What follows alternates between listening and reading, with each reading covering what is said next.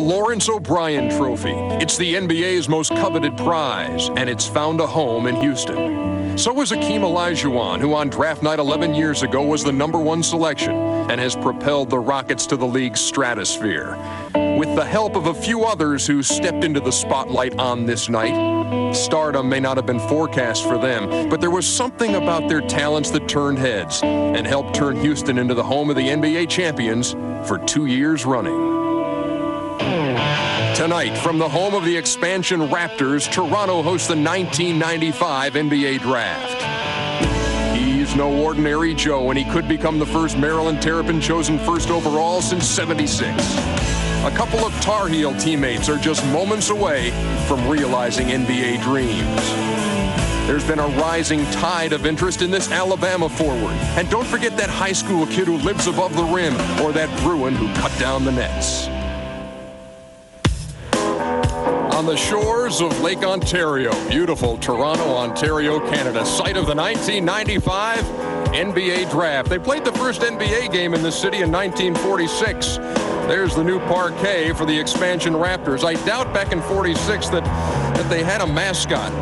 And I sincerely doubt that the mascot ever floated down from the ceiling of the arena as he did tonight to tip off the NBA Draft in front of between 15 and 20,000 fans here at the Sky Dome in Toronto. And there backstage is the green room where the hopefuls await.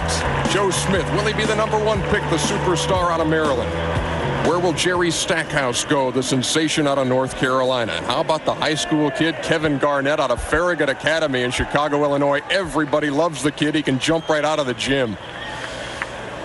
So some dreams will be realized tonight. And to get it started, let's go to the commissioner of the NBA, David Stern. Good evening, and welcome to the 1995 NBA Draft. Held for the first time in Canada, home of the NBA's two newest teams, the Vancouver Grizzlies and the Toronto Raptors. This year's draft is being telecast on both TNT in the United States and YTV here in Canada. To our fans across North America and to those of you gathered here in Sky Dome, home of the Raptors, thank you for joining us. You all know the rules, so let's get started. The first pick in the 1995 NBA Draft will be made by the Golden State Warriors, who have 5 minutes to make their selection. And so the clock has started on the 1995 NBA Draft, live from Toronto. Good evening, everybody. I'm Ernie Johnson here at Sky Dome. And this is usually a night of great celebration in the NBA. Kids realizing their NBA dreams. There will be 58 chosen tonight. But while there may not be a dark cloud hanging over Sky Dome tonight, there are some clouds on the NBA horizon because there is still not an agreement between the owners and the players on a collective bargaining agreement. And there's been a lot of noise made by some high-powered players and high-powered agents about decertifying the players' union, just busting it up. And chaos could ensue in the minds of some. In the minds of others, players say, look, they tried to agree to an agreement that we did not like, and if that hadn't happened, we wouldn't be here in the first place. The latest straw today, Patrick Ewing, Michael Jordan, leading a group of 7 NBA players filing in federal court in Minneapolis an antitrust suit against the NBA.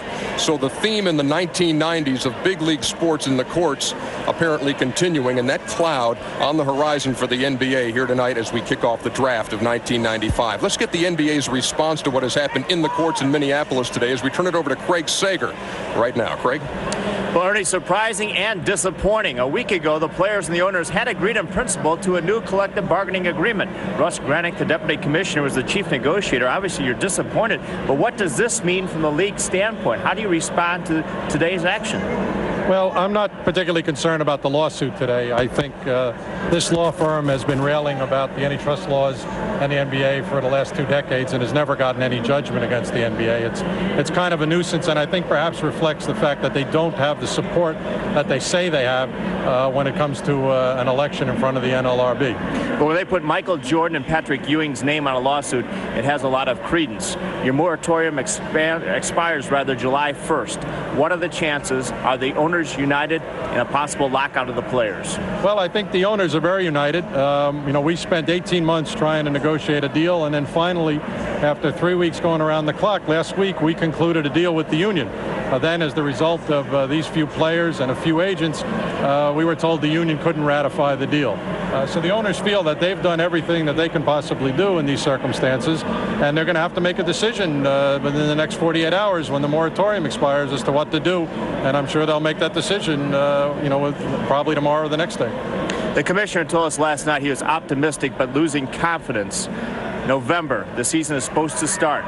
Does this further enhance the possibility that we will not start the season on time? Oh, I think that there's a real risk of that. If, our players are going to have to make a difficult decision. Either they want to join with these agents who seem intent on overturning the entire business, or they have to decide that the partnership's been pretty good for everybody for the last 10 years. If they go with the former, then I think we're very much in risk of losing a significant part or maybe all of next season. Well, does basketball follow the path of baseball, or do they learn from the ex-national pastime? We'll see. Back to you, Ernie. Thank you very much, Craig Sager. Sort of an ominous note on which to start the proceedings on draft night 1995. And I hear you groaning at home. Here we go again. Let's hope we're not going that way again. Joining me here tonight, Hubie Brown and Rick Pitino. One of these three has never coached the New York Knicks. I'll let you guys at home guess that one. Hubie Brown, let's look at this big picture on this night. What are we going to see? There's been a lot of wrangling, a lot of jockeying the last 24 hours.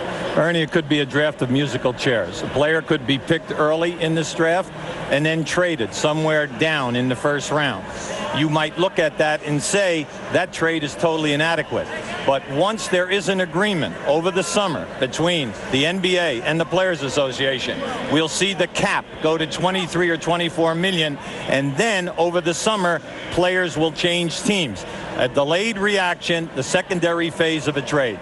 Well, if this guy to your left hasn't coached a guy or played against him or tried to recruit him, then he's not here tonight. Rick Pitino of the University of Kentucky. A lot of undergraduates in the field. Are they ready for the NBA, Rick? Probably not physically or mentally, but they're the best out there right now. They've taken our juniors out of the college ranks. Now it's the sophomores. Now, unfortunately, it's high school players. But they're very talented young men. Which one will reach his potential? That's what the scouts have to make up their minds about. Well, the Golden State Warriors had the first pick in the 1995 draft, and a lot of speculation was that Joe Smith of the University of Maryland would be the first pick. And let's go to the commissioner of the NBA, David Stern, who will make the announcement on who the Golden State Warriors have chosen number one in the 1995 draft. With the first pick in the 1995 NBA draft, the Golden State Warriors select Joe Smith from the University of Maryland.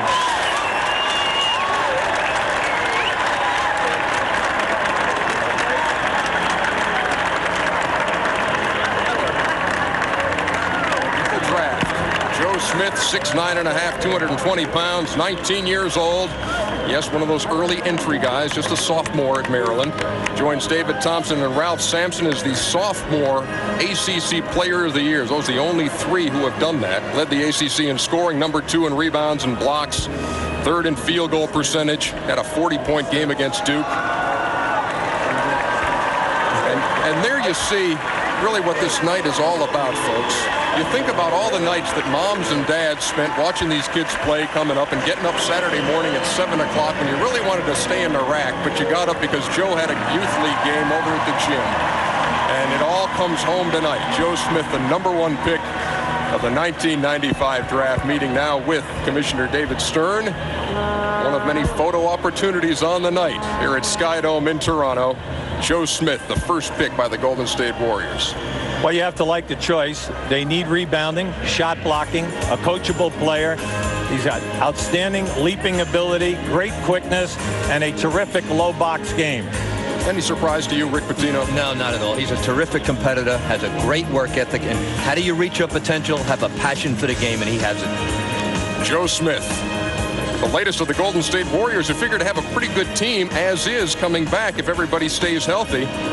Probably a 50-win-plus team when you take everybody into consideration on that Warrior team. Great intensity, as you see, the rebounding and the shot-blocking abilities. Needs to get stronger, don't we all? Joe Smith, the #1 pick.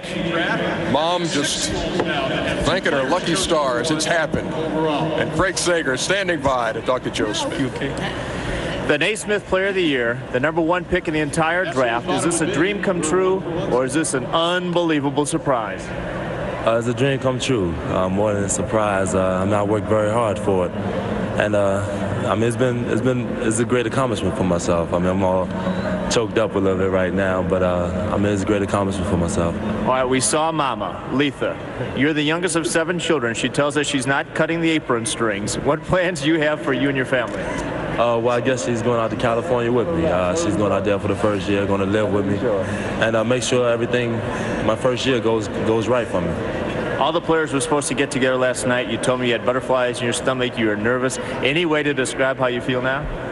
I'm relieved that it's over. I mean, it's been a long, drawn-out process, and it was tough for me the past couple of months, and I'm kind of relieved that it's over. Golden State Warriors are waiting to talk to you. I know so is your family. We'll go back to Ernie.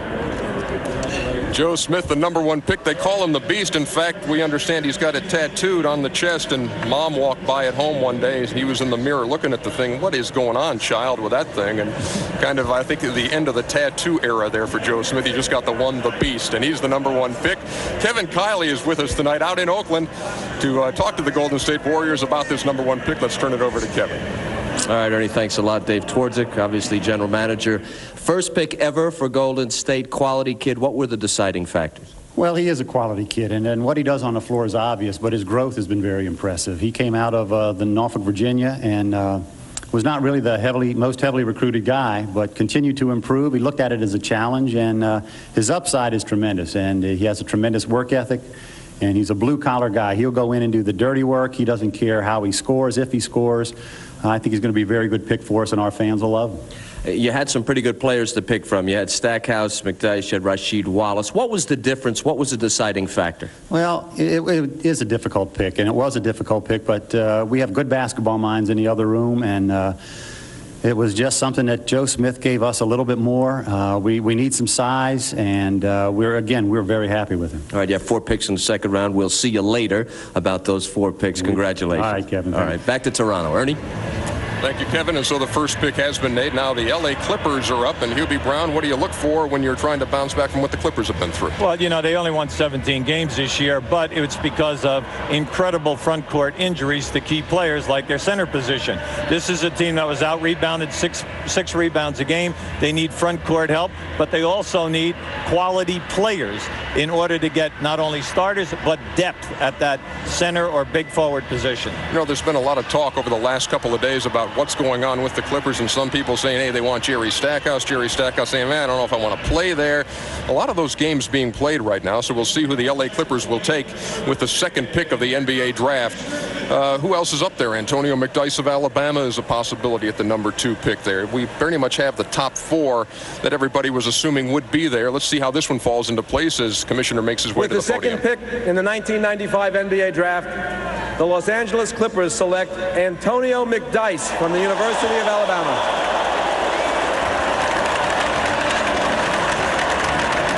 Antonio McDyess is a guy who really came on late in the season in the SEC tournament and also in the NCAA tournament. And I know, Rick Pitino, this is a guy you have coached against. This young man, and I am so happy tonight, not only for Antonio McDyess, but all of Kentucky, that this young man has gone on to the NBA. He is a terrific, and I mean terrific young man. Great attitude, extremely humble, unlimited potential, and along the lines of a Sean Kemp. This is exactly what the Clippers need. And Craig Sager had a story last night on the McDyess family out of Quitman, Mississippi, and how thrilled they were going to be when this moment came up. Mom saying, yeah, I'd like a house. I'd like a china cabinet. Never had one of those. And Antonio McDyess vowing to take care of his family now that he is the #2 pick in the NBA draft as he meets with Commissioner David Stern. Roll Tide, they're saying, are on Birmingham Way right now. Very athletic is Antonio McDyess, 6'9", 230. He was a sophomore at the University of Alabama. And Hubie, what do you like about this guy when you see him? Well, I think, first of all, he's very coachable. Everyone has nothing but nice things to say about him. He can shoot facing, but he is really a leaper, a body, a banger. good rebounder, good shot blocker, can play power forward on your first unit and give you and buy you time at the center position against second units. Led the SEC in rebounding, led the team in scoring, rebounds, field goal percentage. Antonio McDyess, the second pick in the NBA draft by the LA Clippers. He is a great athlete. Of course, you're working on the ball handling and the shooting, and boy, what a great night this is. Antonio McDyess, the highest Alabama player ever picked in the draft, and he's standing by with Craig Sage. Well, Antonio, just 2 years ago, you're playing high school basketball in Quitman, Mississippi. Now you're up on the podium before a worldwide audience, second pick in the draft. How surprised are you all this has happened so quickly? I'm real surprised. I mean, I never thought I'd be in a position so quick, but it came, and it's a great honor to me, you know, and I'm happy, and my family is too. You go from Quitman to Tuscaloosa, now to L.A., lifestyles of the rich and famous. Is it a scary thought to go out there? Yeah, but I'm facing to take the challenge and everything, and I got good people behind me, and it's going to be different, but I'm ready to take that challenge. Now, your family never had a lot of money growing up, but it's obvious from the story we saw last night. They had a lot of discipline. They had a lot of values. They taught you a lot of good things as a good family. Your mom wants that china cabinet. Is she going to get it now? Oh, she got it. I mean, I love my whole family. I mean, they've been behind me, and they've been pushing me to do good things, and I have. And so I think I deserve this. What about playing for the Clippers? An opportunity to go into a team that's been struggling, hasn't been in the playoffs a lot lately. You could take them to that new level. Yeah, I'm going to try. I'm going to give it 100% on the court. I mean, I'm going to bring hard work. I mean, without that, I don't think it'll be a good team. So I'm trying to I'm willing to do what I can. Well, enjoy L.A., but don't forget about those values you were taught back in Quitman. Let's go back to Ernie. Antonio McDyess chosen by the Los Angeles Clippers. Lots of tears of joy being shed backstage, and even a couple here on the studio set by Rick Pitino. He's just so happy for Antonio McDyess to get him out of the SEC. Again, expound on his talents and what he's going to mean in the NBA. What's he got to do? When you look at Sean Kemp, I think you see Antonio McDyess. He has a tremendous first step to the basket. He has a tremendous first hop above the rim. I also think when you look at the NBA and people say, what's in the future for the NBA with the young people today, with Joe Smith and Antonio McDyess, that's a great start. You know, we talked earlier in the night, Hubie, about what's going to go on with this draft. Do you keep all these guys? Might some of these guys move? What is your feeling at this point? No, I honestly feel, because we're privy to some things, and that is that down the line we might see players traded. But like we said, that maybe it does not look like equal talent once the trades are announced down the line. But delayed action over the summer, there will be other pieces that will come, and we know of at least 2 or 3 teams that are going to be involved in this type of a situation. You see the clock running here, a minute 17, 116, 115, no timeouts to call there either for the Philadelphia 76ers, who have the number 3 pick. What do they need? Where do they go? Is it a Stackhouse thing? Well, they need a 2 guard. They're looking for one. You look at their front line, very young, energetic, and the trouble last year was inconsistency at the 2 guard position. Now, they have tried to make some trades since the season has ended, and also move around in this draft by picking up a player, by changing positions. But you know what? If they take Stoudemire right here, they've answered what they... Or Stoudemire. I'm sorry. If they take Stoudemire, right, we got a real story here. No, you're absolutely right. No, if they take Stackhouse at this position, but then again, you must look and see, are they going to succumb to any type of a pressure to take the home city boy, Rasheed Wallace? Right. Now, where does he fit in? 2 or 3? Is he a shooting guard? Is he a small forward? Where do you play him?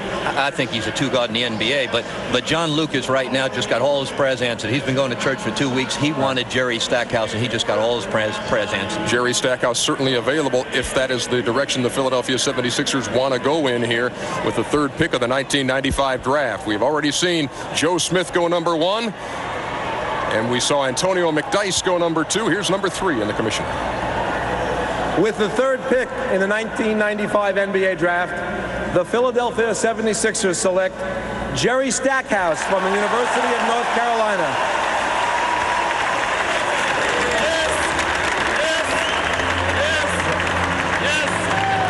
Got some Tar Heel blue in the Sky Dome here tonight, cheering on Jerry Stackhouse, the number 3 pick of the draft. Led the Tar Heels in scoring and steals, the first sophomore since J.R. Reed to lead the Tar Heels in scoring.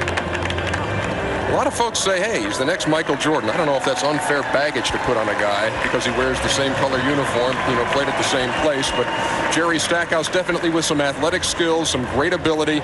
He can do the spectacular on the basketball court. And here tonight in Toronto, he has become the number 3 pick of the NBA draft.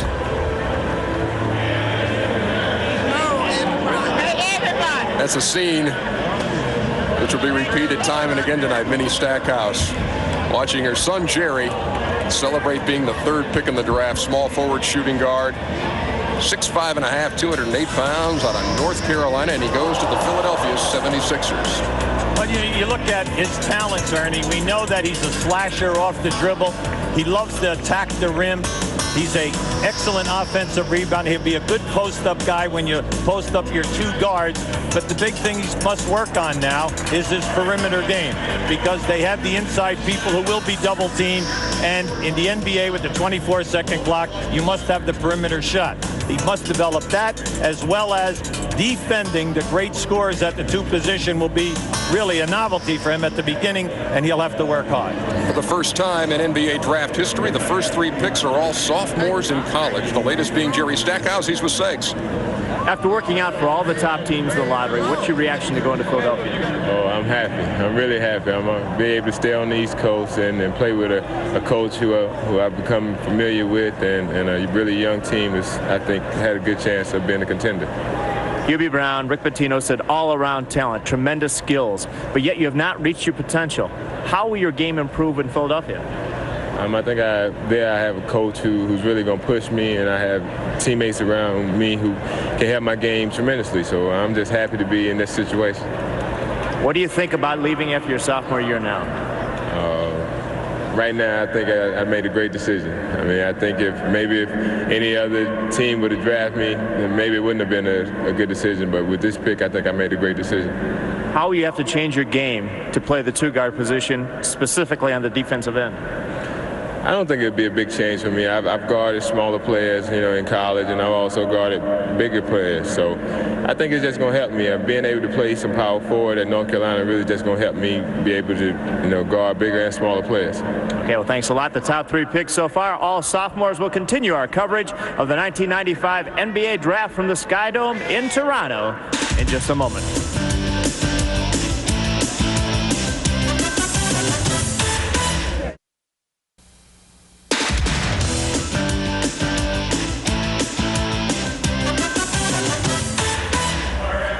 Beautiful Toronto, Ontario, Canada, site of the 1995 NBA Draft. We're inside Sky Dome where 3 picks have been made, and up next the Washington Bullets with the number 4 pick in the draft. Ernie Johnson back with you here from Sky Dome along with Rick Pitino and Hubie Brown. And Hubie, you look at the Bullets and a lot of folks are thinking, hey, are they going to give up the 4 pick to Portland as part of this deal? And they were kind of the linchpin in this first round. Well, up until now, nothing has happened.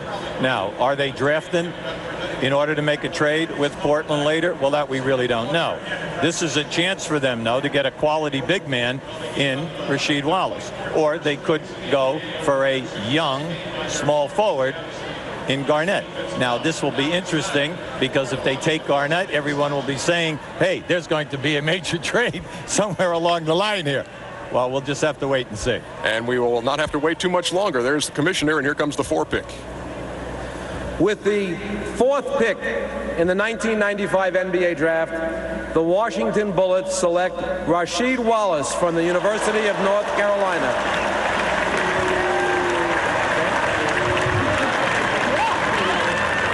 So power forward is the position of the night so far. 3 out of the 4 picks. The big forward spot. And this is a big guy, 6'9 3/4", 230 pounds. The 20-year-old Rasheed Wallace out of Simon Grants in Philadelphia, one of the most highly recruited players in the country. And a sophomore at the North Carolina. 4 straight sophomores now chosen, Rick Pitino, and you've seen this guy up close. Quite a few times. Lost a recruiting battle to North Carolina with him. But I'll tell you something about Rasheed Wallace. Out of all the players, I think he fits the NBA bill better than everyone else right away. physically, he can come in and play the power forward spot. He shoots it well from 18 feet. He's a shot blocker. And then you can turn around and play him as a backup center. I think this is a great pick. They say emotionally he may not be ready, but what sophomore in college is ready? Exactly right. I shudder to think about my sophomore year in college. 93 blocks to set a Tar Heel record this year. He also can go on a tear against Georgetown in the NCAA tournament. 20 second-half points on 9 out of 9 field goals. There is the 4th pick of the draft, Rasheed Wallace of North Carolina. Ernie, what you get here, you get the shot blocking, but you get a high percentage shooter. He has a nice game with his back to the basket. You can see the sweeping hook. He has a jump hook. He can hit the jump shot facing. And then you can see right there, the athleticism is nothing but outstanding. Now the problem, maybe a low pain threshold, okay? Maybe because of the age factor, not ready emotionally to take on the big, strong, heavier type of players early.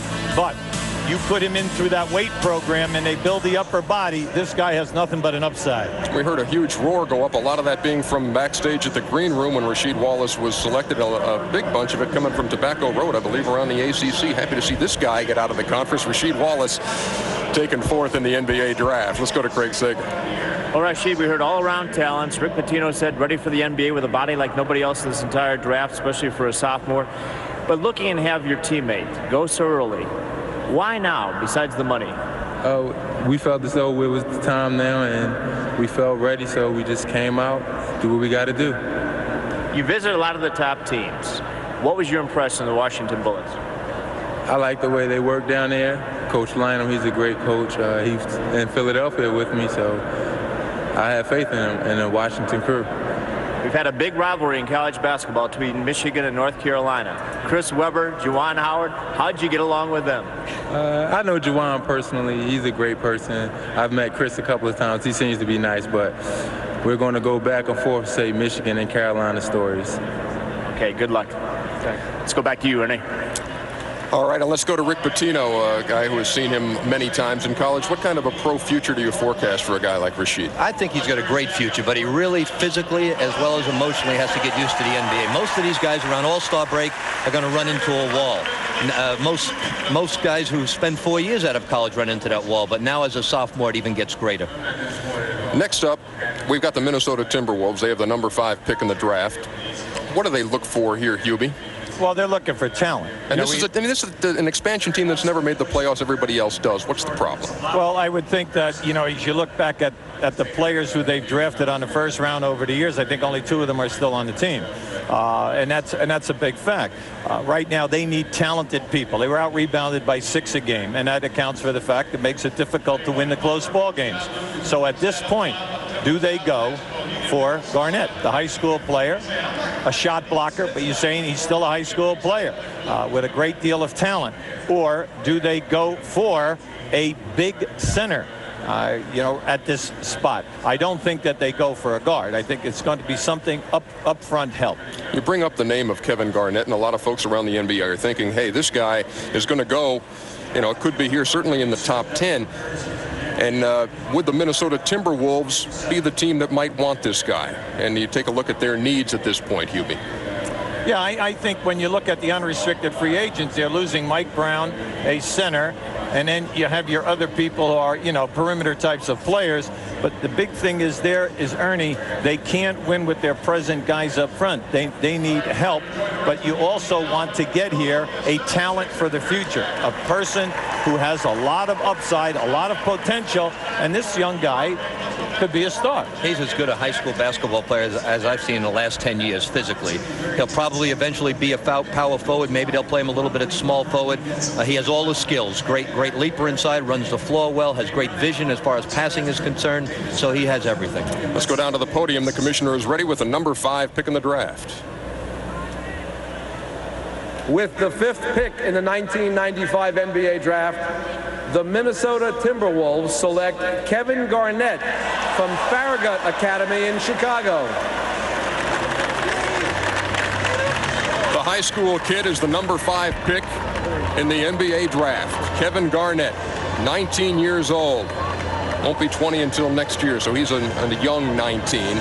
Parade All-American first team, Mr. Basketball in Illinois and in South Carolina. He was in Malden, South Carolina for a time before going to Chicago. The story, why is he going to the NBA now? His test scores were not high enough, did not want to do the junior college route.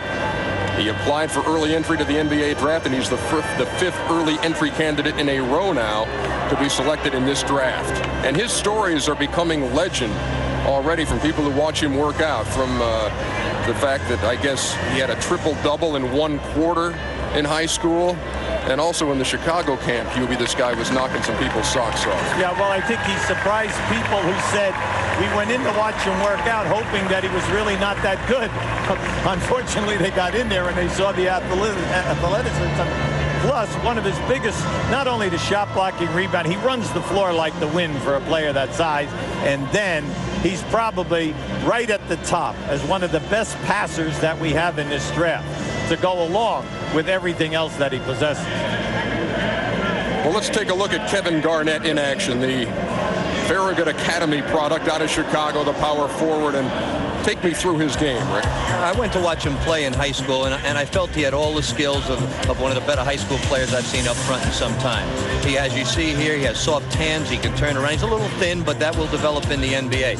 I made a statement, though. I thought he was immature for the college game at that point. Now he goes to the professional game where it's a totally different environment. Kevin McHale understands that.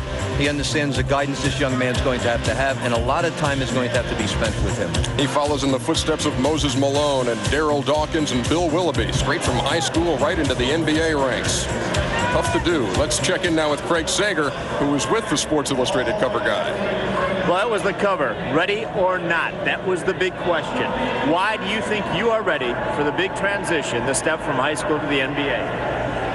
Well, one reason I think I'm ready is because I work so hard. I think everybody who's in this draft has worked hard to get to where they're at, and I think I have I'm pretty exception. I work pretty hard at everything that I do, and I know the NBA is just another level of hard work, and I'm set for that step.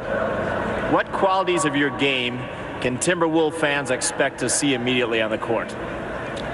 Number one, is just going to see a person and a player that comes out and plays hard every night, 1,000%. I'm going to see some teamwork. I'm going to see some passing. I'm a team player. I don't mind if I get the ball. I just try to go in there and do my best and then leave the game, saying that I gave it my all. That's all. What interests do you have other than basketball? How will you occupy your time after a 2.5-hour practice? Well, I plan on getting my degree as far as college and everything, because everybody, especially my mother, that's something she really wants me to have, and I plan on getting that. Even though I am in the NBA, I can say that now. I plan on using my off time for as far as reaching my degree, and that's a goal of mine. That's something I like to get. Some goal I'd like to reach at this time. Well, it's time to start studying now. Here's the Minnesota roster. You go back and study it while we send it back to the stat. Okay. All right, thank you, Craig, and thank you, Kevin Garnett. And he's just a big, fun-loving kid. We saw him in the lobby yesterday. He had one of the lines of the week. He looked at Hubie and said, "Man, I love your action." Hope you love the action, too. And it's just starting here in the 1995 NBA Draft. We'll be back here at Skydome in just a minute.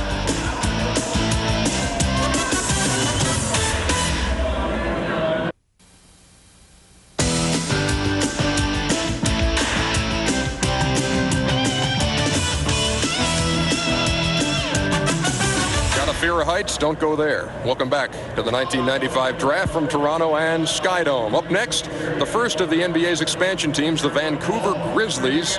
Stu Jackson, the GM. Brian Winters, the former Atlanta Hawks assistant coach, is the new head coach of the Grizzlies. When you're starting out from scratch, Hubie, what do you do? Well, the one thing is you try to get center help as well as big forward. They have an opportunity here, if they like, big country at 7 foot, 290 pounds.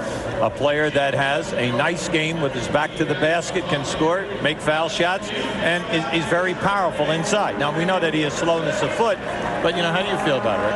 I agree with you. I remember watching Rick Smith's senior year in college, and I said to my friend, that's one person who will never play in the NBA. And when you look at big people, they take time to develop, and this is a good move for the Vancouver Grizzlies. Let's see who they take with their first pick ever. Here's the commissioner. With the 6th pick in the 1995 NBA Draft, the Vancouver Grizzlies select Bryant Reeves from Oklahoma State University.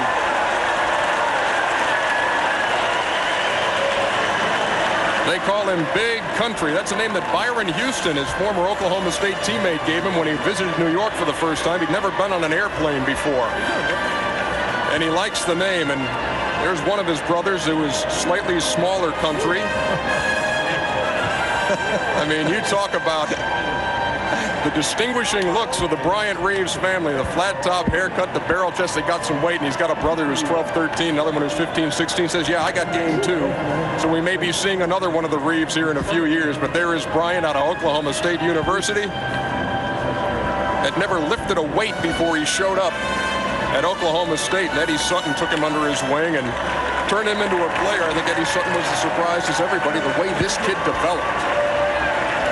And Bryant Reeves is the number 6 pick in the draft, going to the Vancouver Grizzlies. And somehow that seems apt. This guy looks like he could be the poster guy for that franchise. Big Bryant Reeves, a 7-foot, 290-pounder. He's one of 5 players in Big 8 history with 2,000 points and 1,000 rebounds, joining D. Manning, Wayman Tisdale, Byron Houston, who gave him his moniker, and Doug Smith. How about Bryant Reeves, guys? I like it. I'm happy for him because when you think about how far he has come during his 4 years of college and how much work he has put into it. Great hands and a very soft shooting touch. And it's a great place for him to develop. Stillwater, Oklahoma. It's really well schooled by Eddie Sutton. He goes to New York. If New York got a first-round draft pick, picture him riding the subways of New York. Everybody immediately gets off. Out of Gans, Oklahoma, population 400 when everybody's home. Let's go to Craig Say. They do grow them big in Gans, Oklahoma. You're the biggest now, but I saw your brothers go through that food line a little bit earlier, and Ernie Johnson was coming. They may be bigger than you someday. Yeah, you know, right now I'm the biggest, but they're probably going to catch me somewhere down the line. They're both pretty good size for their age. Big challenge out west. You have David Robinson, you have Akeem Olajuwon, Dikembe Mutombo at the center position. Then forward, you have to battle Sean Kemp, you have to battle Karl Malone, Charles Barkley. How do you step up your game for this new challenge? Well, you know, I think I'll be able to step up my game to play these guys. You know, I've watched these guys on TV all the time, and you know, to be able to go against them is going to be a dream. You know, the first time I don't necessarily want to look at the box score afterwards, but you know, I'll be ready to play against them every night. Hubie Brown said this guy has offensive skills. He's worked hard at his game. There's no bigger compliment than when it comes from Hubie. What would you tell other players in your position maybe a few years ago who want to sit there, big centers, how to improve their game? Well, you know, I think that you have to work at it every minute of the way. You know, you have to listen to people that have been there, know what's going on. You know, that's the way I try to approach it. I listen to the veterans, listen to the coaching staff, and just give it 150%, and everything will happen good for you. I went on a recruiting trip with Stu Jackson. We saw so many players throughout the country. I'm glad he got you. Tell him congratulations. Thank you very much. The Bryant Reeves family modeling the Vancouver Grizzlies the Vancouver Grizzlies hat. The expansion team and the other expansion team, the Toronto Raptors, has the next pick. The clock is running on them. Reggie Theus is standing by in Vancouver. Let's go to Reggie on this first pick for the Grizzlies.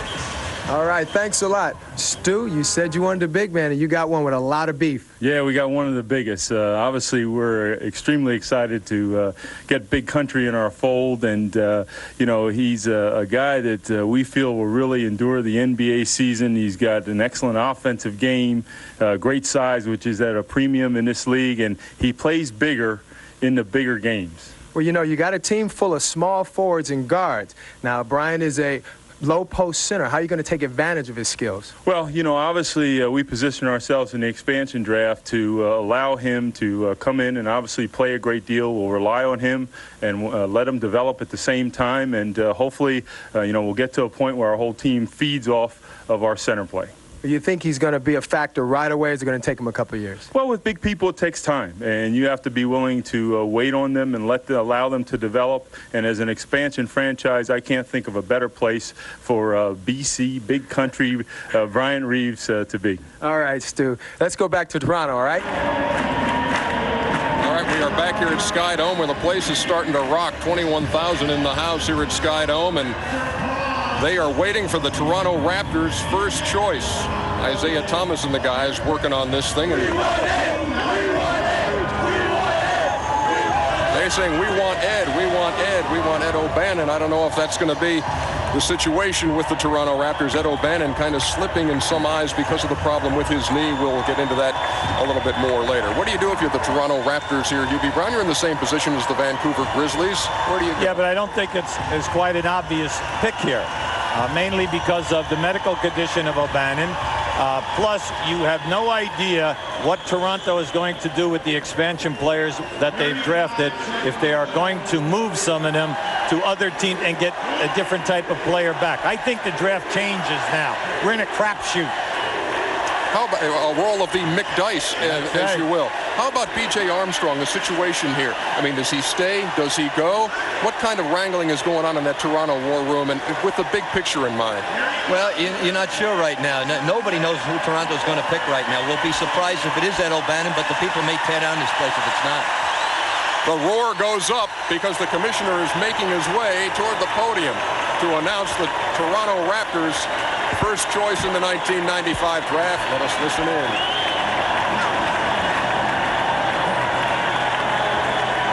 With the 7th pick in the 1995 NBA draft, their first draft and their first pick, the Toronto Raptors select Damon Stoudemire from the University of Arizona.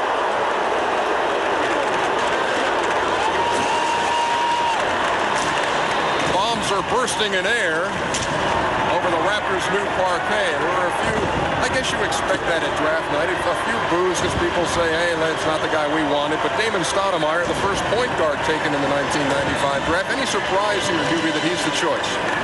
No, because I think it's a player that they really like. Now, you have Greg Anthony on this ball club that they've chosen. You also, the B.J. Armstrong routine. You're looking now, is B.J. going to stay here? If he is not going to stay here and they're going to move him, well, then you're looking for a point guard. Now, Isaiah Thomas likes his skills, has been vocal about that he is a guy who can handle a basketball, penetrate with three-point range. So, he's the one who's making the call here. Does Isaiah Thomas see a little bit of himself in a pick like Damon Stoudemire? Let's hope so for Damon Stoudemire. He's a great player, loves to play this game.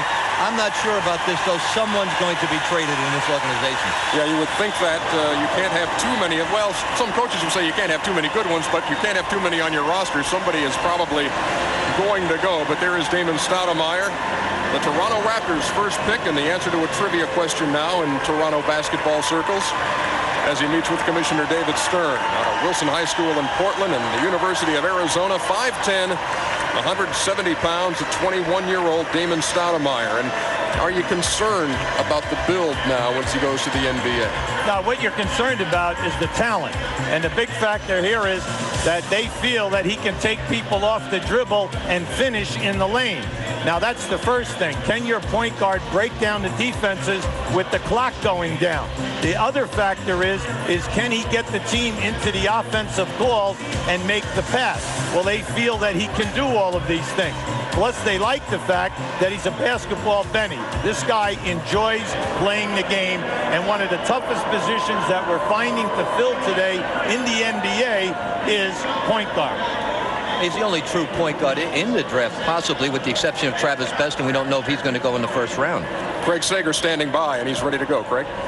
Well, we have with us the first pick of the Toronto team. We had Isaiah Thomas making the choice. We had B.J. Armstrong parading around talking about the choice. Three guys that even the commissioner looks down on. That's a lot of point guards in this organization. Can you put us any insight into a trade, whether it's you or B.J. that stays?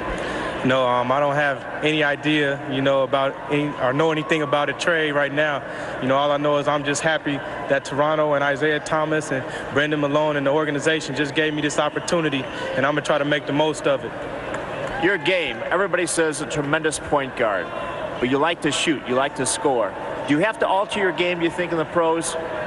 Well, I think with the type of style that they want to bring into this league, with an up-tempo and running gun type of game, that's going to fit me to a T. And so I don't know how much I'm going to have to change my game, but I'm willing to do anything I can to help this Toronto Raptors organization be successful. A year ago, as your roommate, Khalid Reeves, who was up here, he goes to Miami. Any advice he has told you about the NBA? Well, no, we really haven't talked that much about the NBA, but I'm definitely going to get with him and talk to him about the ins and outs of it. You know, he's been through it a year, and now I'm coming in, and, you know, I can only learn from somebody like him. You know, we're good best of friends. There's some mixed response, some boos, some cheers. Take some time. Go change those boos to cheers, will you? Well, I'm definitely going to try to do that. You know, every fans have their expectations, but, you know, the organization had their expectation and standards, and they felt that I was the person that could help this program, or excuse me, this organization out the most right now. Okay, good luck. All right, thank you. Damon Stoudemire, a first-round pick. His dad, Willie, was drafted by Seattle in the 8th round of the 1972 draft. Damon Stoudemire, the first choice of the Toronto Raptors. You saw this guy play, Hubie Brown, in the Goodwill games last year, St. Petersburg, Russia, as we stayed on a boat for a month, and we'll never forget that. What impressed you back then, and what did you think of Stoudemire when you saw him playing against the international competition? Well, the quickness factor was there, Ernie, and he can break you down defensively off the dribble. He has NBA three-point range. Now, in the Goodwill games, he was sporadic with his shooting, shot under 40 and then under 30 in threes. But at his college career, he's a good, solid 45, 48% shooter, high percentage in threes. Shot more threes than twos this past season. Standing by now is Isaiah Thomas of the Toronto Raptors, who just made this pick. And Isaiah, good to talk to you again. And geez, leave it to a point guard to pick another point guard, huh? Yeah, we feel that this is a guy that we wanted all along in the draft. We liked the sophomores and we liked the high school kid, but we wasn't going to have a chance to get him. After that, we felt that the next best player in the draft was Damon Stoudemire. We think with the way the game is changing right now, with the three-point line, his speed, his quickness, the way the pick and roll is played, the up-tempo game that we like to play, he definitely fits the style that we want to play here. Does this make B.J. Armstrong's situation a little clearer? Is he going to stay or is he going to go? Well, B.J. has expressed an interest that he'd like to play for a championship contender, and we'd like to give B.J. that opportunity. He's been a very classy young man, and we would like to think that this organization would treat him with the class and the respect that he deserves. And he expressed the interest to us over the last couple of days that, you know, expansion team was nice, but he really preferred to play for a championship caliber team. We wasn't that as of yet, so we wanted to fulfill his wishes and try to move him on to help him better fulfill his career. Isaiah, thank you very much for joining us. Next up is the Portland Trailblazers, who moved up to the number 8 spot in a trade with the Detroit Pistons, and they are ready to go. Let's go to the commissioner at the podium with the Portland Trailblazers' first pick of the draft. With the 8th pick in the 1995 NBA draft, the Portland Trailblazers select Sean Respert from Michigan State University.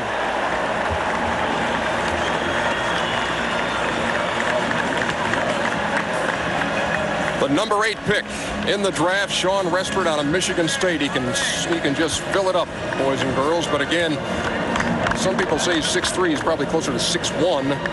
Where do you play the guy? He's kind of an in-betweener on that point and shooting guard deal. What do you make of this pick, Hubie? Well, there's a statement, you know, shooting makes up for a multitude of sins, and this guy is probably the best shooter in the draft. Now, we're talking three-point range, medium game, outstanding foul shooter, but when they measured him out in Chicago, he came at 6 foot and 3/4 of an inch.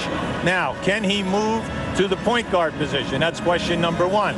Or, as long as you play him with a big point guard, he can always run the 2 position for you, guard point guards, and have your point guard because the side guard the off guard. So, you know, you can play it both ways here. But this guy is tremendous in regards to range.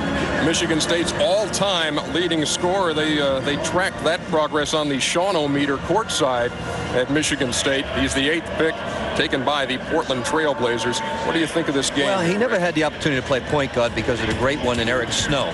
So I think he can play it, make the transition. I think they were looking at Damon Stoudemire, Portland, probably a little surprised at Toronto's pick. But I think this is a good pick. I think he'll make the transition, and now you have to look at Rod Strickland moving on in a possible trade. Yeah, school record 119 threes he shot. He had 9 at Indiana in one game and 40 points in that game. 23 games of at least 20 points, and he had double figures in all 28 games. And put all those numbers together, you say this guy is a pretty good shooter. Sean Respert, taken by the Portland Trailblazers. Another happy family. Greg Sager standing by now with Sean Respert. Greg?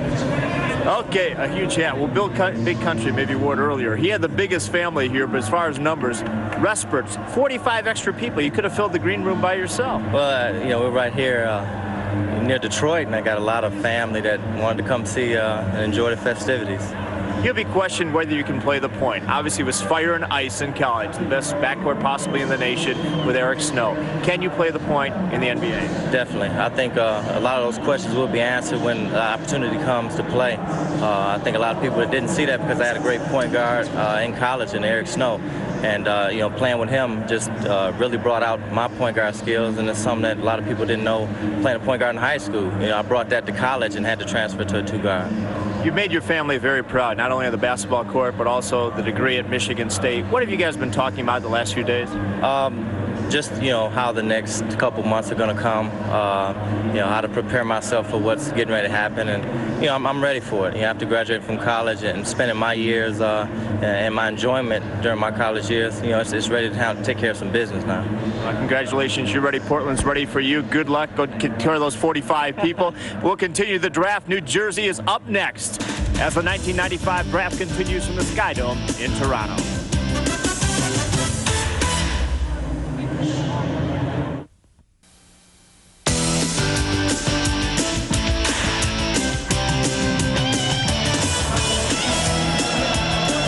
Inside Sky Dome as the 1995 NBA draft continues. Next up with the 9th pick in the first round, the New Jersey Nets. Hubie Brown, this is the worst field goal shooting team in the NBA. What do you do? Well, unfortunately for them, they lost Benjamin in the expansion draft, and then also Morris and Williams are unrestricted free agents. We're talking about a team that could lose 3 key guys in their 8-9-man rotation. So they could go in any direction. And which direction might that be? Now, what do? You go for a big-time scorer here? Do you go for somebody in the middle?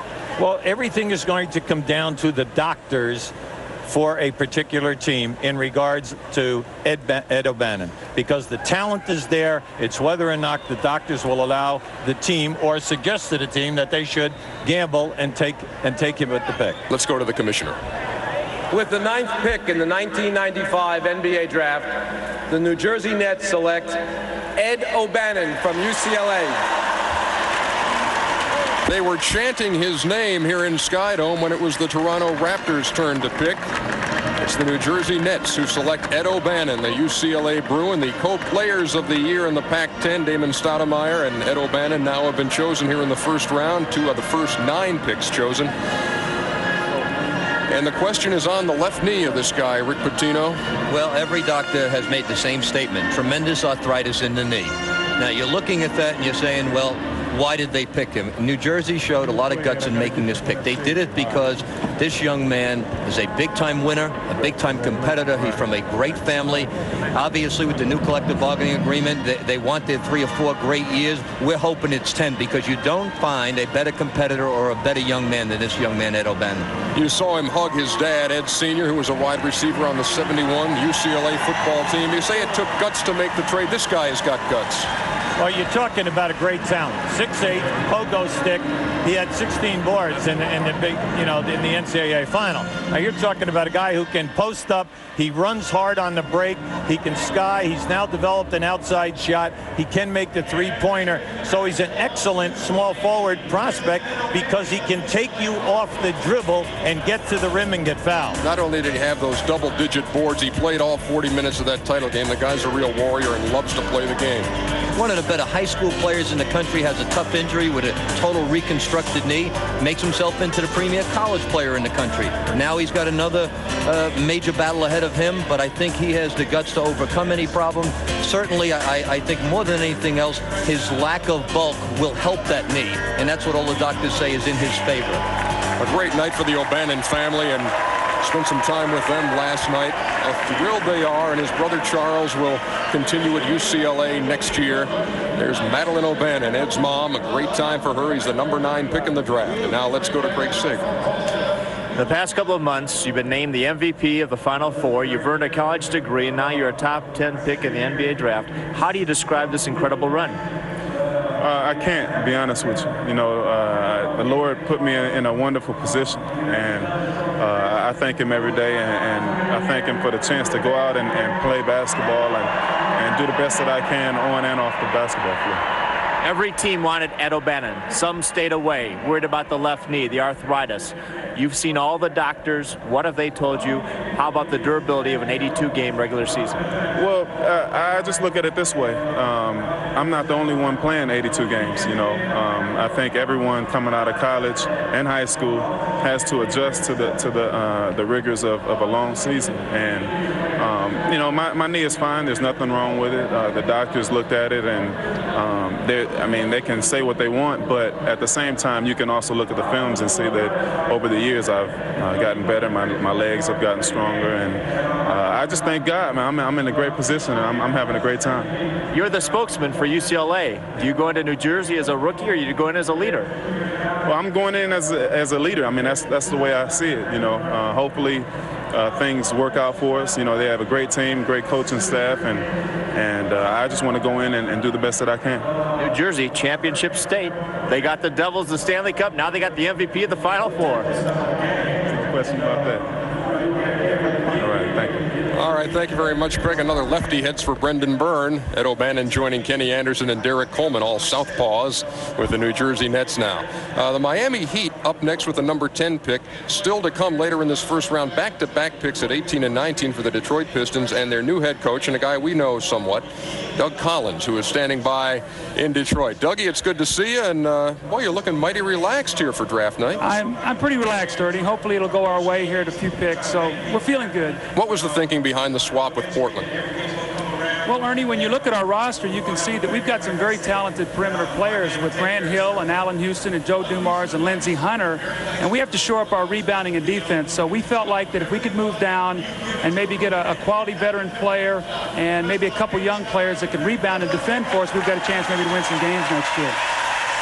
What are you looking at, Doug? Are you looking at front court help with the first pick or back court help? Hubie, I'm going to follow your lead. You got to have big people who can rebound and defend, and that's what we're going to try to get in this draft. Doug, what do you look for as the night goes on here? You've also got a couple in the second round, a chance to really change the face of this team if you choose to. Ernie, what we're trying to do is we're trying to get a more competitive team, a team that's physically and mentally tougher. And as I said before, we've got some great perimeter players, and we feel like if we can shore up our front line with some toughness, that we've got a chance to compete 82 nights. And you know, last year we were sorely out-rebounded. Teams got to the free throw line against us, and we just have to be better in the paint. Doug, it looks like you got your game face on, big guy. It's good to talk to you, and keep the mic handy. We'll talk to you as the night goes on. You know, this is about a 4.5-hour horse we're riding. You've been here before. Well, Ernie, just don't second-guess me like I did you guys last year. That's all. Never happened, Dougie. Thanks for being with us. Next up, it's the Miami Heat. Again, Hubie, as we go to you for the guy who knows these teams inside and out and knows what Miami needs. Of course, don't give me that smirk. Of course you do. What do you do? I think that they just lost John Sally in the expansion draft, and you know, you're talking about a big player. I think at this spot that they're kind of leading possibly to a power forward.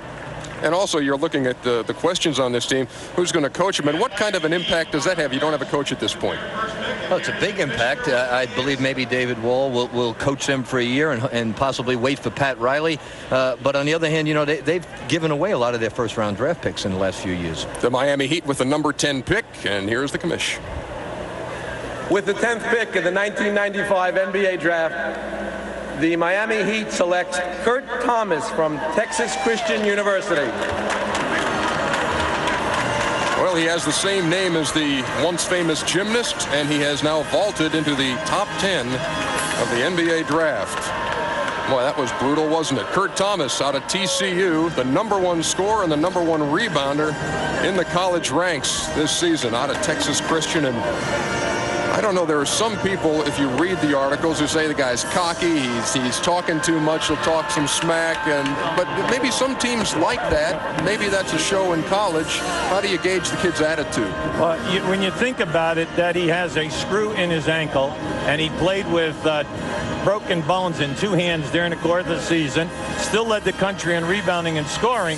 If this guy ever gets healthy, everyone is saying that wherever he worked out, they liked his explosiveness. You're talking 6'9", and you're talking a nice frame.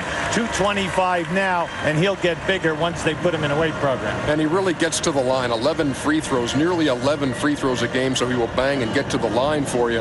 He is also just the third player in NCAA history to lead in scoring and rebounding. The others, Xavier McDaniel with Wichita State in 84-85, and the late Hank Gathers with Loyola Marymount in 88-89. Angela Thomas, Kurt's mother. Proud moment for her as Kurt, out of TCU, goes number 10 to the Miami Heat. Take me through his game, Rick. Well, he's a great scorer, obviously, rebounder. His problems are his injuries, whether he can overcome those injuries and get healthy. But I'll tell you the interesting thing about Kurt Thomas. I think he could be one of the sleepers in the draft. Not that a sleeper is number 10 pick, but not too many people know about it. I think the system of Billy Tubbs really helped that possession game that he plays.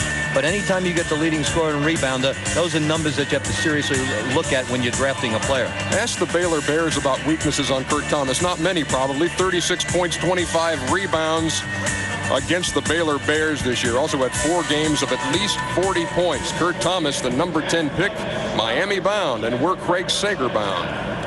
A broken left wrist. You still led the nation in scoring and rebounding. How good are you going to be when you're healthy? I hope I can be a lot better than what I am right now. I'm going to continue to work as hard as I can to improve. I'm getting stronger, gaining weight, and doing what I can to help Miami become a better team. You had the broken ankle in high school again after your sophomore year. Is there a fear now as you go to the NBA that, man, this may happen again? I don't think like that. I try to stay positive, just continue to work hard, and hopefully, the Lord has blessed me to be here. He'll continue to look after me.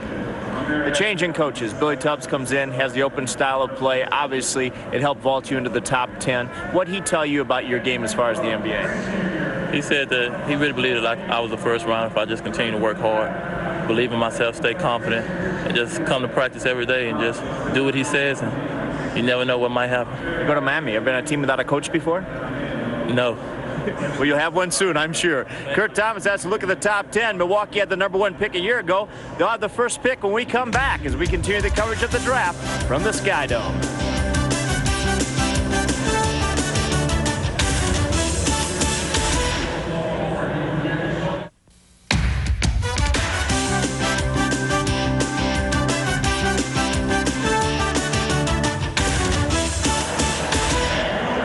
On Lake Ontario, the clock winding down on the Milwaukee Bucks. 25 seconds and counting as they make the 11th pick in the first round. Ernie Johnson back with you at Sky Dome as our coverage here on TNT of the 1995 draft continues. The Bucks up next. They had the big dog. They have Vin Baker. That's a pretty good front line, pretty good nucleus. What do you do now, Hubie? Yeah, but they're 24th in rebounding with their present group. So you know that what they're trying to do is improve with young, talented people up front. Now you have Parks. Williamson is still here, and then also a guy, Gary Trent, who is a monster in that MAC conference and who has shown up extremely well in all of the tryouts. Well, let's see what the Bucks do as we go to the podium, and there's the commissioner. With the 11th pick in the 1995 NBA draft, the Milwaukee Bucks select Gary Trent from Ohio University.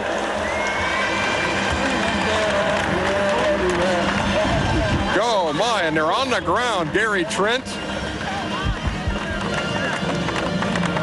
What a story with Gary Trent, and to be honest, this is a tough story. Gary Trent, his dad Dexter spent some time in prison. He is out of prison. They spent some time together in 1994 talking to kids groups together about the NBA, about college ball, about life itself, Gary and Dexter. And now Gary Trent is chosen in the NBA draft. They called him the Shaq of the MAC.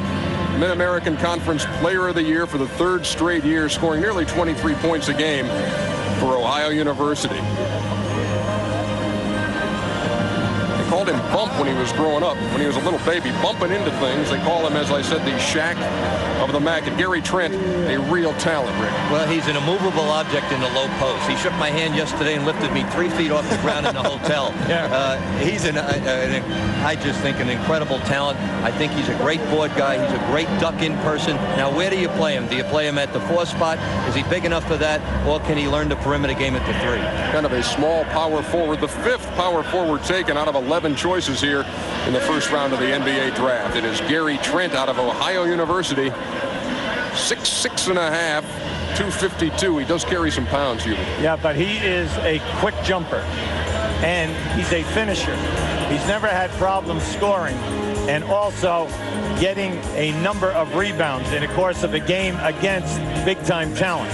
I watched this guy in the Olympic Festival, and he was dominating. Now, we're talking very quick.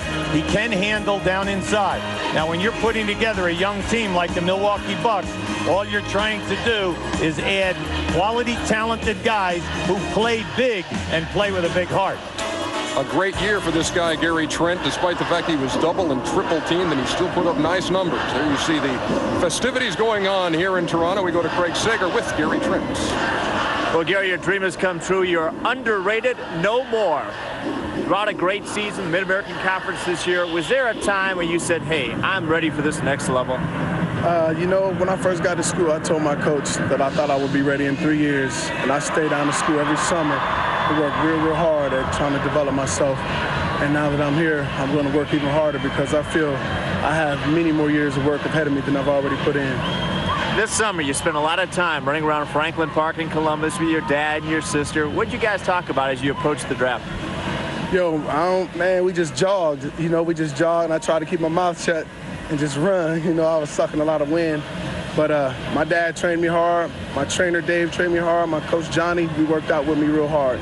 The Mid-American Conference may not have gotten a lot of publicity, but it was a tough league this year. Oh, yes, it was very tough. You know, teams were pretty much even. So, you know, there was really no dominant teams, but I think it was a close race. It's a lot of good games. Just awfully nice tonight, but you got to remember, Milwaukee changed the color from green to purple. Well, I had a friend at home named Kevin. He owned this place called the Men's Shop, and he hooked me up with a couple of pieces, you know, that I wore last night and today, so here to represent. All right, congratulations, good luck. Let's go back to Ernie on this set. Get that plug in there, Gary Trent. Nice job, and congratulations on being chosen first by the Milwaukee Bucks. The Dallas Mavericks are up next, one of the great turnarounds in recent NBA history. 23 more wins last year than they did the year before, and they have the number 12 pick. Another one of our cast of characters here tonight, Dick Versace, holed up in the war room. Let's go to the bunker and find out what the Mavs are thinking, Dick. All right, Ernie. Well, it looks like Stu Jackson of the Vancouver Grizzlies is very happy with Big Country Bryant Reeves, but we kept hearing that Dallas liked him too, and they were willing to give up the 12th, 24th, and a future first-round pick for Big Country Reeves. It'll be interesting to see if Dallas goes for a big man, maybe Cherokee Parks. We shall see. Thank you very much, Versace, standing by here in Toronto in the Sky Dome, and we're not going to tell you where, just for crowd control purposes, but Dick Versace with us tonight. How about these Dallas Mavericks? You got that great, I guess I call them the wide-open Jays, Jason Kidd, Jim Jackson, Jamal Mashburn, and you can throw Popeye J. Jones in there. It's not a bad team right now here. No, and I think what they can do right now is solidify their front court presence. And there are some interesting people here right now, whether they're looking for a center or a power forward. One piece at a time, the top draft picks for this team. Jim Jackson, some wise drafting being done here. Jim Jackson, Jamal Mashburn, Jason Kidd last year, and there was a lot of talk. Do you go Jason Kidd? Do you go Grant Hill? And they took Jason Kidd. What do you think of his game, Rick? I think he has a great game. He's done for his basketball team probably like no other player in the draft, and certainly now it's a chance to bring it one step further. Now, who do you pick? They need a center, obviously. They have Popeye Jones as the rebounder. They need front court help. It's wide open as who they do. They go with Mario Bennett? Do they go with Lauren Meyer, who they like at the high post? So it'll be interesting to see. What else, big picture, as far as the Dallas Mavericks are concerned, though, Hubie, do you look at the Roy Tarpley situation? Do you think he's going to be gone as that marriage with Dick Motta finally reached an end? Well, only the people there can say that. Will Tarpley be changing teams during sometime over the season? Well, I don't know. That's questionable. But this is a chance for them to get another solid, quality young player, and that's what I like about the organization now. Let's see who they take at number 12, the Dallas Mavericks.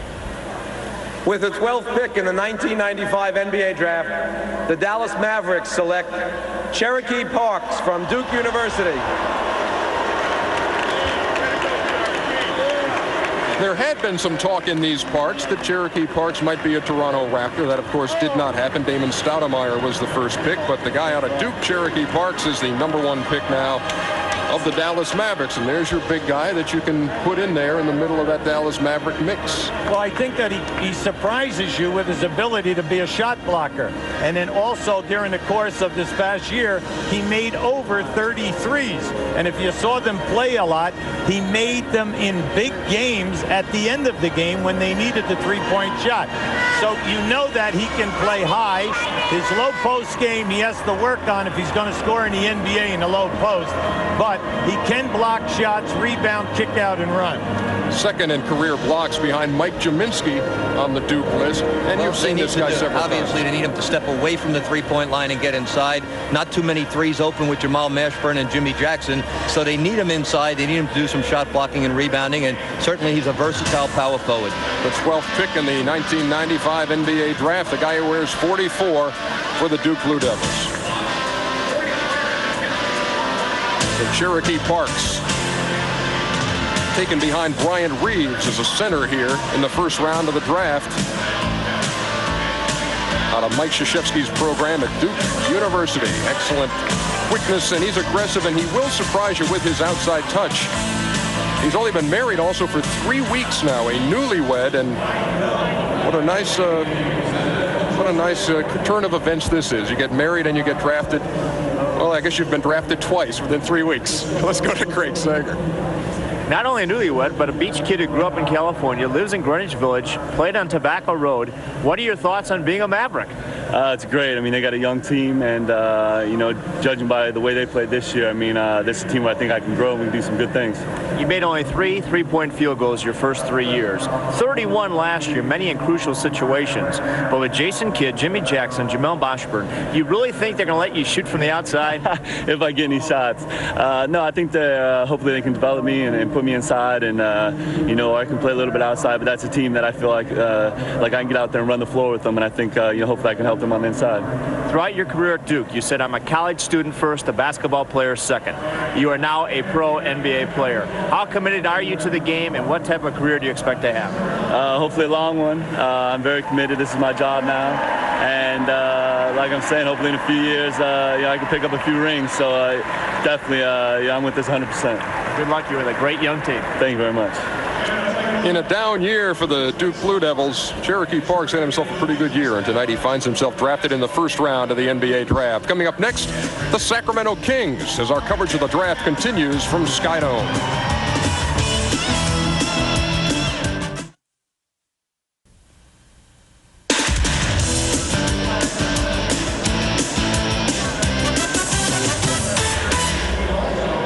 Get your souvenirs here at Skydome. Draft night. And who's been picked so far? 5 power forwards, 3 small forwards, 2 centers, 1 shooting guard, and 1 point guard. And I'm not going to do that partridge in a pear tree thing. Welcome back to the 1995 NBA Draft. And it's time now for the Sacramento Kings to pick number 13 in the first round. You've been talking to Gary St. Jean today, Rick Pitino. What's up? Well, it's interesting. After the national championship game, if you had to make a pick at that point in time, you take Corliss Williamson at number 4.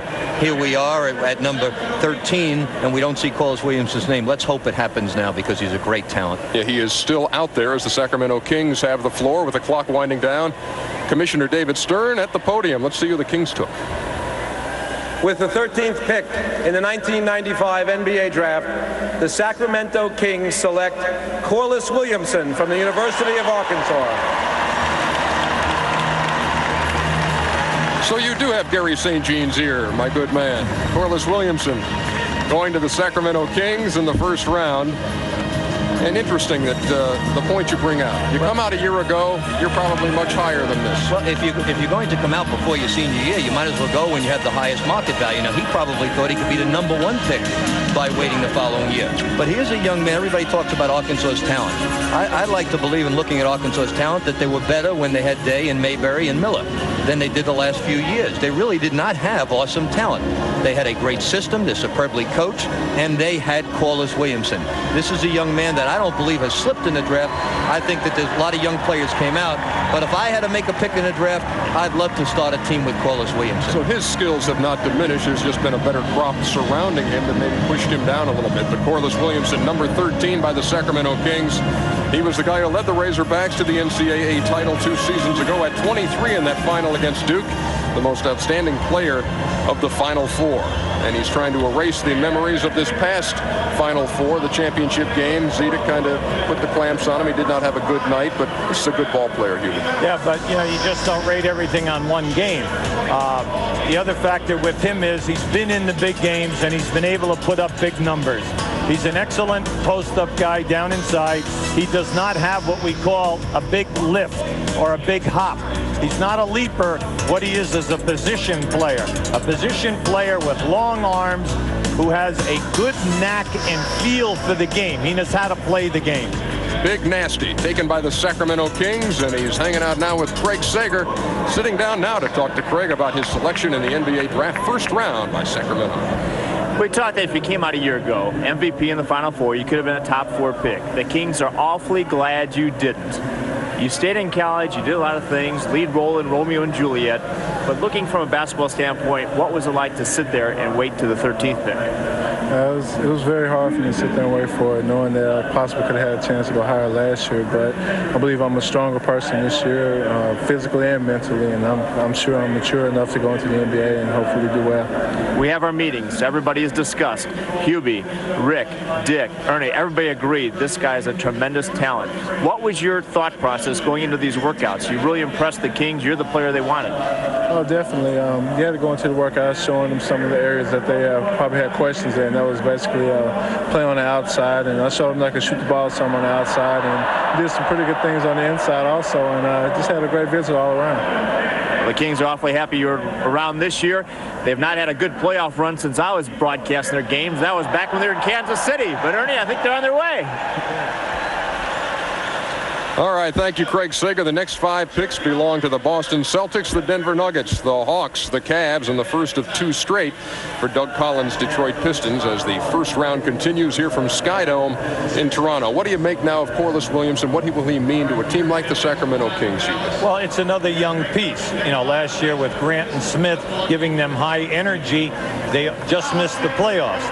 What they do need, though, are people who can rebound in traffic and establish the rebounding over the 48 minutes. And this is another piece in their puzzle. And Hubie talked about not hanging a guy's everything on one game in a guy's career. But you want a guy who wants the pressure, wants to be in that situation regardless of the outcome. He wants to take the big shot. No question. It happens all the time, by the way, people making decisions on that one game.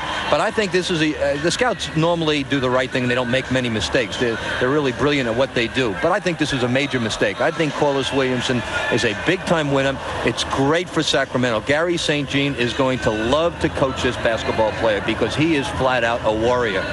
So years from now, you may have people saying, boy, Gary St. Jean, what a steal he got with Corliss Williamson, number 13 in the first round. He just extended his contract. It certainly did. Again. That's right.